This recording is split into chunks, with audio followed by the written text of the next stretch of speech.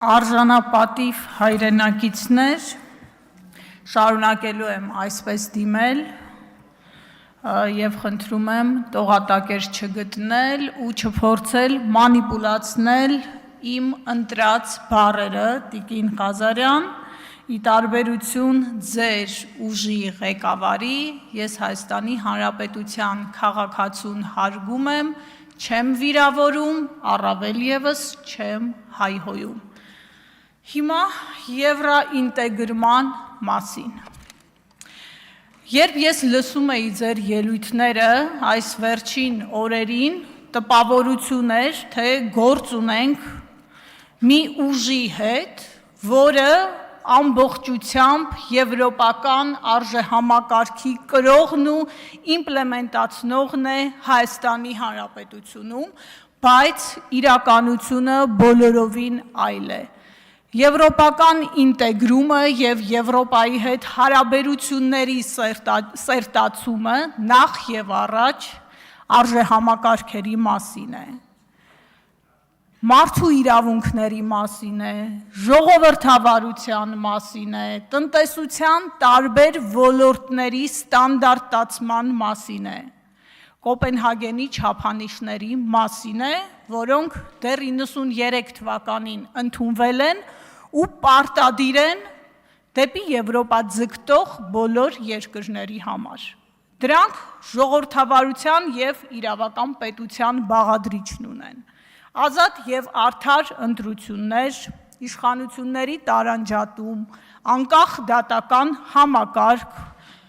օրենքի գերակայություն և մարդու հիմնարար իրավունքների պաշտպանություն։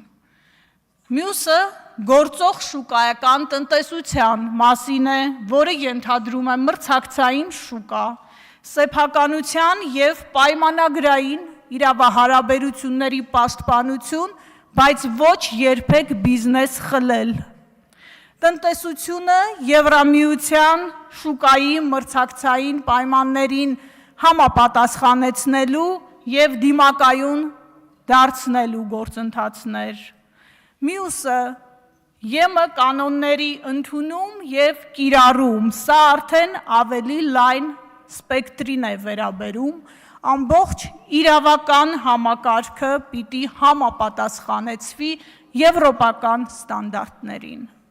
Մարդու իրավունքների բոլոր ոլորտներից, սկսած իրավունքների պաշտպանություն, մինչև բնապահպանություն, մաքսային համակարգ և այլն։ Ասվածը նրա մասին է, որ Եվրոպա սիրելով չեն գնում, սրտիկ ցույց տալով չեն գնում, Տիկին Ալխազ Ղազարյան։ Ես նկատեցի ձեր սրտիկը, ասում եմ Եվրոպա սրտիկ ցույց տալով չեն գնում։ Եվրոպա գնում են պետությունը ինստիտուցիոնալ մակարդակով համապատասխանեցնելով այդ ստանդարտներին և պահանջներին, այսինքն պետության գործելակերպը պետք է համապատասխանի այդ ստանդարտներին։ Օրինակ, իրավական պետությունը պիտի նշանակի, որ իշխանությունը ենթարկվում է օրենքին և ոչ թե օրենքն է ծառայեցնում իրեն։ Օրենքը երկրում լինում է կանխատեսելի և ոչ թե կամայական է կիրառվում և այսպես շարունակ։ Երբ ձեզ լսում ենք, տպավորություն է ստեղծվում, թե գործ ունենք օր առ դառնալու գործընթացի հետ, ինչը ձեր իշխանության ղեկավարն ինքն է նշում, որ այդպես չէ։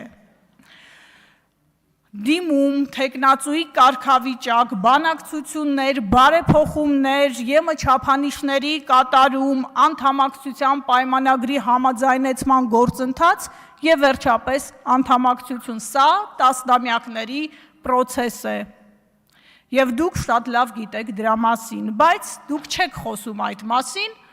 որովհետև փորձում եք մոլորեցնել Հայաստանի քաղաքացիներին։ Ու մի կարևոր հանգամանք էլ, անգամ եթե Հայաստանը դառնա ԵՄ անդամակցության թեկնածու,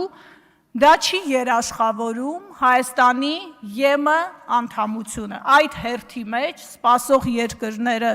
շատ են ու սպասում են տասնամյակներով, Իդեպ ձեր բարեկամ Թուրքիան դրա վկայությունն է։ Ինչու եմ այս մասին խոսում, որովհետև դուք փորձում եք տպավորություն ստեղծել, թե խանգարողը ձեզ մենք ենք կամ առհասարակ ընդդիմությունն է, ամենևին ոչ։ Մենք միայն ուրախ կլինենք, պարոն Հարությունյան, եթե եվրոպական հիշատակածը ստանդարտները կարողանաք երկրում իմպլեմենտացնել ոչ թե խոսքերով, այլ գործով, մենք միայն ուրախ կլինենք, եթե փորձեք քաղաքական կամք դրսևորել եւ նայել հայելու մեջ։ 2018 թվականին Հայաստանում տեղի ունեցած փոփոխությունը, իշխանափոխությունը նախ եւ առաջ արժեհամակարգի մասին էր։ Բազմաթիվ քաղաքացիներ հավատացին ձեզ եւ իրապես իրական փոփոխություններ էին ուզում։ Իդեպ ես նրանցից էի, որը առաջին օրվանից ձեզ չէր հավատացել։ Սա ֆիքսենք։ 2018 թվականը խոստանում էր նոր քաղաքական մշակույթ, նոր արժեհամակարգ, պետություն, հասարակություն, պետություն, քաղաքացի հարաբերություններում, խոստանում էր, որ օրենքը չի ծառայելու իշխանությանը, այլ իշխանությունն է ծառայելու օրենքին, խոստանում էր, որ ոստիկանությունը չի լինելու վահան ընդդիմության դեմ, խոստանում էր, որ դատարանը չի լինելու քաղաքական պայքարի գործիք։ Այս մասին ձեզ պարբերաբար այս ամբիոնից հիշեցնելու եմ։ 2018 թվականի փոփոխությունը Հայաստանի քաղաքացուն, որը կհամարձակվեր չհամաձայնել իշխանության տեսակետների հետ, խոստանում էր, որ նա ծեծվելով բերման չի ենթարկվելու եւ ազատ կամ արտահայտության հնարավորություն է ունենալու, թե ինչ վիճակ ունենք հիմա, այսօր, ձեր իշխանության օրոք, այս ամբիոնից իմ ելույթներում առիթ ունեցել եմ ներկայացնել, ուստի շատ կարճ հարց կտամ ձեզ, այդ ինչպես է ստացվում, որ նախկինում, որի մասին այդքան շատ եք սիրում խոսել, ծեծվելիս բերման ենթարկվելիս քաղաքացին դառնում էր մարդու իրավունքների զոհ, իսկ հիմա ձեր որակմամբ դառնում է իշխանությունը տապալելու փորձ կատարած անձ կամ անկարգությունների մասնակից։ Նայեք հայելու մեջ, տեսեք ձեր դեմքը, համեմատեք այդ դեմքը եվրոպական արժեհամակարգի հետ, հետո այստեղից կգաք ու կփորձեք որևէ ուժի դասեր տալ։